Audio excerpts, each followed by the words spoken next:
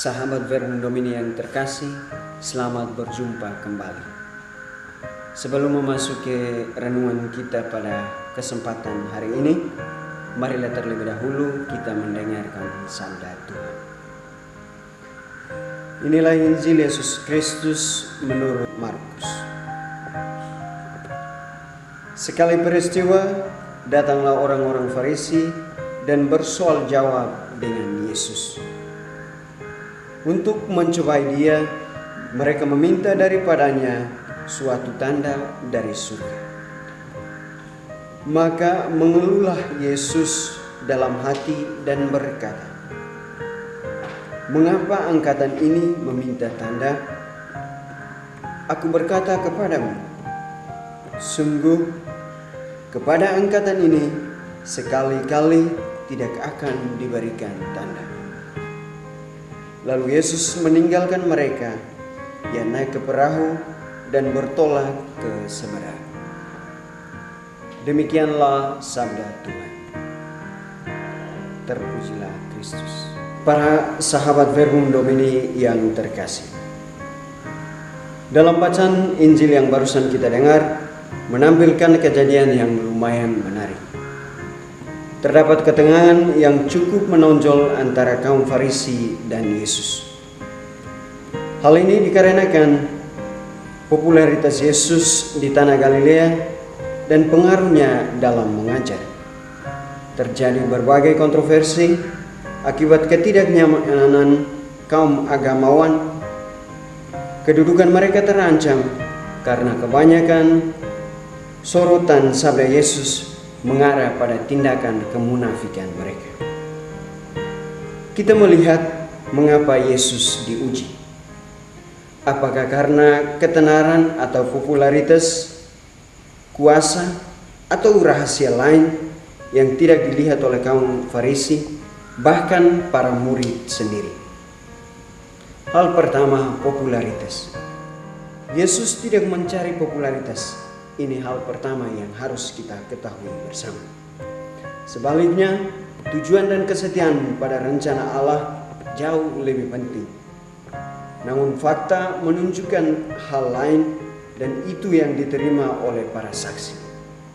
Mereka yang merasa disaingi, tidak nyaman, dan menganggap itu ancaman.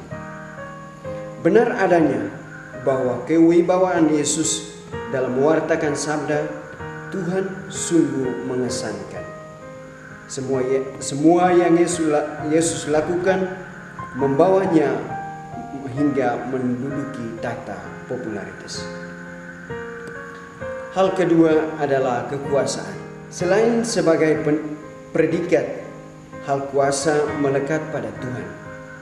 Hanya Tuhan yang mempunyai kuasa atas surga dan dunia.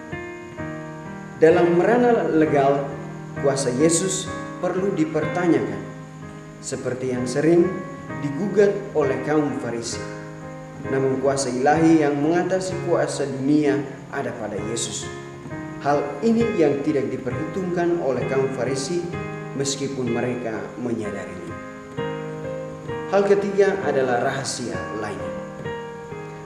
Selain popularitas dan kekuasaan, masih ada hal yang tidak dapat dibaca, yakni maksud dan tujuan fundamental warta Yesus. Yesus tidak haus akan kekuasaan dan popularitas, dan memang betul bahwa bukan itu yang mau digapai. Sebaliknya, Yesus menjalankan rencana keselamatan Allah dengan cara menjadi manusia, hidup dan memasuki realitas manusiawi. Hal luar biasa dan sulit untuk dipahami. Itulah mengapa jalan kemanusiaan Yesus menjadi polemik, karena harus menerobos kebobrokan dan menindas manusia itu sendiri. Itulah mengapa jalan kemanusiaan Yesus menjadi polemik, karena harus menerobos kebobrokan dan keterbatasan manusiawi yang pada ujungnya menindas manusia itu sendiri. Ini hal menarik. Dari ketiga hal tadi membawa kita masuk untuk mendalami kontroversi Yesus dengan kaum Farisi yang berujung pada keraguan dan penolakan. Kita melihat di sini bagaimana reaksi Yesus terhadap kaum Farisi. Penginjil Markus menarasikan bahwa Yesus bereaksi dengan cara yang berbeda. Dia diam dan cukup berkata dalam hatinya, "Mengapa angkatan ini meminta tanda? Aku berkata kepadamu, sesungguhnya kepada angkatan ini sekali-kali tidak akan diberi tanda." Sementara penginjil Matius dalam bab 16 ayat 1-4 terdapat dialog dan pengecaman yang jauh lebih keras. Mungkin konteks dan maksud penulis berbeda. Lalu kita bertanya, mengapa Yesus hanya berkata dalam hati dan segera meninggalkan mereka? Ada dua kemungkinan. Pertama, kekuatan diam.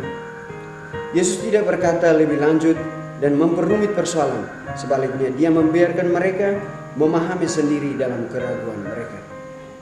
Kedua, keputusan yang bijak.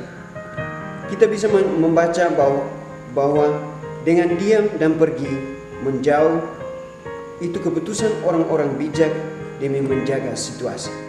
Ini luar biasa, dan yang sering terjadi di sekitar kita adalah kebalikan. Para sahabat Vermum yang terkasih, dengan narasi singkat ini mengarahkan kita untuk memetik pesan Injil yang bisa kita renungkan dan bawa dalam praktek harian kita. Pertama, memahami peran popularitas dan kuasa dalam hidup kita. Hal ini yang dilakukan oleh Yesus sungguh berbeda, dan justru itu yang dituntut dari kita. Popularitas dan kuasa bukan hal primer yang harus diwujudkan dalam hidup, tetapi itu hanya bagian kecil yang harus dimanfaatkan sesuai dengan norma dan kehendak Allah demi diri kita dan sesama kita. Kedua, belajar untuk bertindak bijaksana. Ajakan ini bukan hal baru namun sulit. Itu terbukti karena ribuan komitmen diabaikan, bahkan dilanggar, karena kebanyakan orang gagal bertindak dalam hal ini. Untuk itu, belajarlah pada Yesus, menjadi pribadi yang bijaksana sehingga tidak keliru dalam mengambil keputusan. Di samping itu, perlu juga adanya pemeriksaan batin dan internalisasi diri dengan realitas tanpa mengabaikan Tuhan, sumber kekuatan dan penggerak. Dan yang terakhir, bertepatan dengan hari Valentine, kita diajak untuk menyadari hal ini.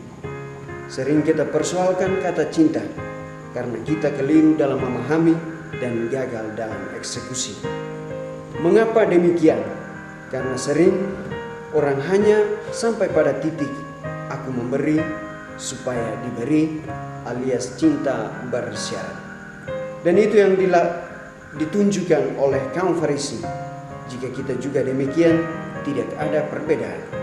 Kita hanyalah penantang Yesus yang percaya padanya dalam penampilan, tapi bermusuhan secara batin karena orang tidak mampu mencintai seperti yang ditunjukkan Yesus. Ini hanyalah pembahasan yang berbeda, tetapi tidak berpaling dari saran yang berbunyi, mencintailah dengan apa adanya, dengan sepenuh-penuhnya, hingga memberikan diri demi orang lain.